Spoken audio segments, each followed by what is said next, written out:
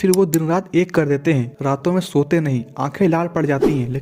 ठीक ऐसी ही सिचुएशन थी यूपीएससी की तैयारी कर रही सुप्रिया की। इस तरह की स्टडी एकदम यूजलेस है। तुम उस तरह की पढ़ाई कर रही हो जो ज्यादातर लोग करते हैं।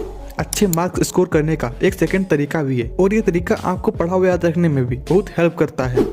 दोस्तों, हर एक स्टूडेंट अपने बेस का टॉपर बनना चाहता है, अच्छे नंबर लाना चाहता है, लेकिन कई स्टूडेंट को यही नहीं पता होता है कि पढ़ाई करने का सही तरीका क्या है जिससे अच्छे नंबर लाए जा सकें। जब उनके एग्जाम्स होते हैं तो वो अपने ऊपर एग्जाम का प्रेशर लेने लगते हैं और फिर वो दिन रात एक कर देते हैं, रातों में सोते नहीं, आंखें लाल पड़ जाती हैं, लेकिन फिर भी अच्छे नंबर नहीं आते हैं। ठीक ऐसी ही सिचुएशन थी यूपीएससी की तैयारी कर रही सुप्रिया की, जो 1 साल से यूपीएससी की तैयारी कर रही थी। अब आप लोगों को तो पता ही है कि यूपीएससी का एग्जाम कितना कठिन होता है। सुप्रिया के एग्जाम पास आ रहे थे और वो हमेशा किताब खोलकर बैठकर पढ़ती रहती थी, जबकि वो अपना थोड़ा भी टाइम खराब नहीं करती थी। फिर भी उसकी सिचुएशन ऐसी आ गई थी कि रातों में देर तक पढ़ना पड़ रहा था और फिर भी उसे कुछ भी याद नहीं हो रहा था। उसे लग रहा था कहीं फेल ना हो जाऊं। फिर उसने अपने टीचर को कॉल लगाया और अपनी पूरी समस्या बताई। तभी उसके टीचर ने कहा, सुप्रिया, इस तरह की स्टडी एकदम यूजलेस है। तुम उस तरह की पढ़ाई कर रही हो जो ज्यादातर लोग करते हैं। अच्छा, तुम मुझे बिल्कुल क्लियर करके बताओ, तुम पढ़ाई कैसे करती हो, तुम्हारा शेड्यूल क्या है। तभी सुप्रिया ने कहा, कोचिंग जाती हूँ और कोचिंग में जो भी पढ़ाया जाता है उसके घर पर आकर नोट्स बनाती हूँ और उन्हें बार बार रिवाइज करती हूँ। इसके बावजूद भी मेरे टेस्ट में अच्छे नंबर नहीं आ रहे हैं। और उसके बाद टीचर ने कहा,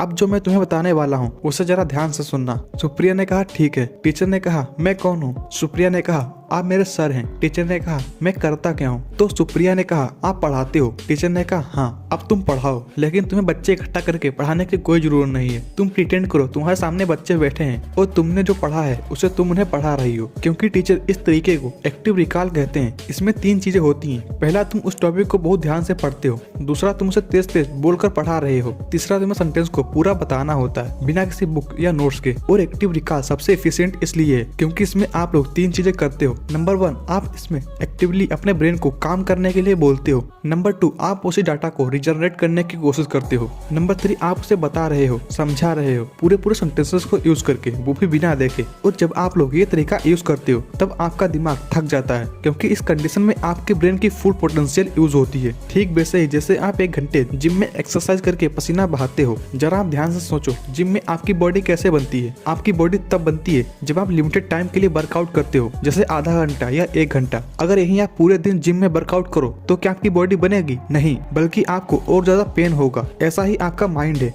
जब आप अपने माइंड से हार्ड वर्क कराते हो, लोड डालते हो, तो ये स्ट्रॉन्ग होता है और जो आप पढ़ते हो उसे बहुत दिनों तक याद रखता है। अच्छे मार्क्स स्कोर करने का एक सेकंड तरीका भी है और ये तरीका आपको पढ़ा हुआ याद रखने में भी बहुत हेल्प करता है। जब भी आप कुछ पढ़ो तो पहले उसे बहुत ध्यान से पढ़ो और समझो, फिर कॉपी और किताब बंद करके साइड में रख दो और आंखें बंद करके उसे रिवाइंड करो। फिर बिना देखे कॉपी पर लिख कर देखो और बाद में चेक करो कि जो आपने लिखा है वो सही लिखा है। इसके बावजूद भी अगर आपको याद नहीं हो रहा है तो जो भी पढ़ते हो उसे अपनी रियल लाइफ से रिलेट करके समझो, अपने माइंड में उसकी एक पिक्चर क्रिएट कर लो। और मैं आपको यकीन दिलाता हूँ, जब आप लोग इन तरीकों को यूज करोगे तो आपको पढ़ा हुआ याद होने लगेगा और आप अपने एग्जाम में अच्छे से परफॉर्म कर पाओगे। तभी आप अच्छे नंबर ला पाओगे। अगर आपको वीडियो अच्छी लगी हो तो प्लीज लाइक, शेयर और सब्सक्राइब करें। मिलते हैं नेक्स्ट वीडियो में।